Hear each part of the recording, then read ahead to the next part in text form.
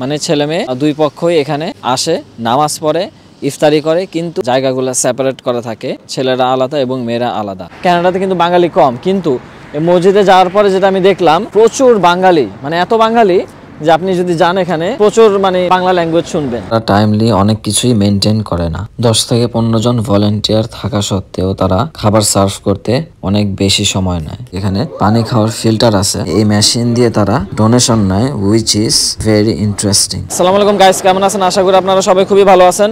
তো আমি এখন দাঁড়িয়ে আছি হচ্ছে গিয়ে টানিস পাঁচটারের সামনে, আর আপনারা জানেন যে এখানে হচ্ছে গিয়ে মসজিদ।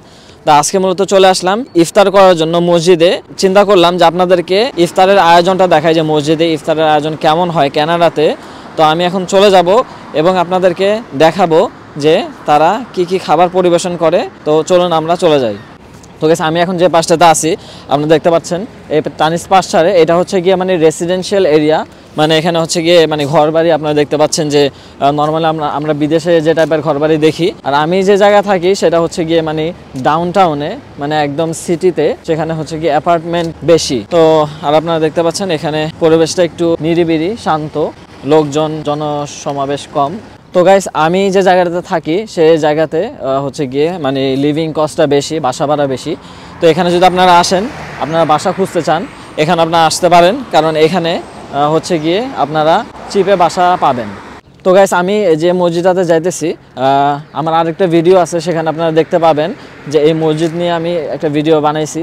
তো সেখানে আমি লোকেশনটাও বলে দিছি।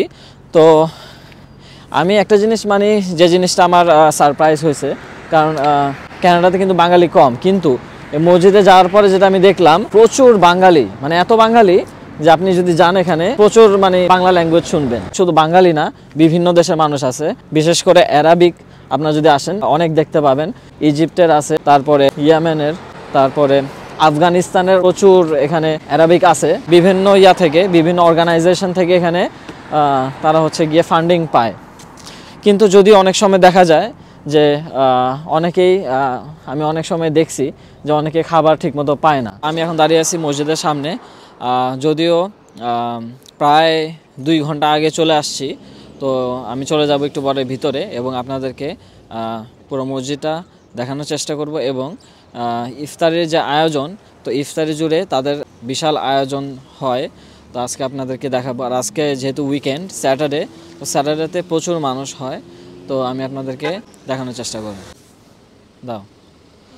সো গাইস, আমাদের দেশে কি হয়, আমাদের দেশে হচ্ছে গিয়ে মসজিদে শুধুমাত্র যদিও কোনো ইফতারের আয়োজন করা হয় শুধুমাত্র ছেলেরা যায়, কিন্তু এখানে কিন্তু ছেলে মেয়ে উভয়, মানে ছেলে মেয়ে দুই পক্ষই এখানে আসে, নামাজ পড়ে, ইফতারি করে, কিন্তু যদিও মানে তাদের জায়গাগুলো সেপারেট করা থাকে, ছেলেরা আলাদা এবং মেয়েরা আলাদা। সো যদি আপনারা এখানে আসেন, মেয়েদের জন্য ঢোকার জায়গাটা আপনারা যদি ওই পাশ দিয়ে যান, তাহলে আপনাদের মেয়েদের ঢোকার ব্যবস্থা আছে। মসজিদে ঢোকার সাথে সাথেই দেখি যে এভাবে চেয়ার দিয়ে তারা সাজিয়ে রাখছে। স্কুল পড়ুয়া অনেকগুলা ছেলে খেলাধুলা করতেছে, যেটা দেখে আমি অনেক অবাক হলাম, কারণ মসজিদের ভিতরে তারা এভাবে খেলাধুলা করতেছে, চিৎকার চেঁচামেচি করতেছে, কারণ আশেপাশে কেউ যদি নামাজ পড়ে অথবা কোরআন তেলাওয়াত করে তাদের ডিস্টার্ব হওয়াটাই স্বাভাবিক। তো প্রথমে আসলে আমি বুঝতে পারিনি যে তারা আসলে কি খেলাধুলা করতে যাবে, পরে দেখি তারা পাঞ্জা খেলা করতেছে।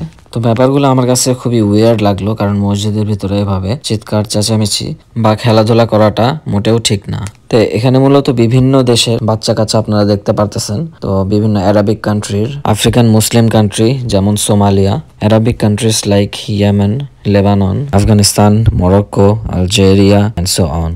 মাগরিবের নামাজ শেষে খাবারের সময় শুরু হয়ে গেল। আপনারা দেখতে পাচ্ছেন এভাবে হাতে হাতে করে খাবার দিয়ে আসা হয়। যদিও তাদের ম্যানেজমেন্টটা আমার একেবারেই পছন্দ হয় না, কারণ তারা টাইমলি অনেক কিছুই মেনটেন করে না। 10 থেকে 15 জন ভলান্টিয়ার থাকা সত্ত্বেও তারা খাবার সার্ভ করতে অনেক বেশি সময় নেয়।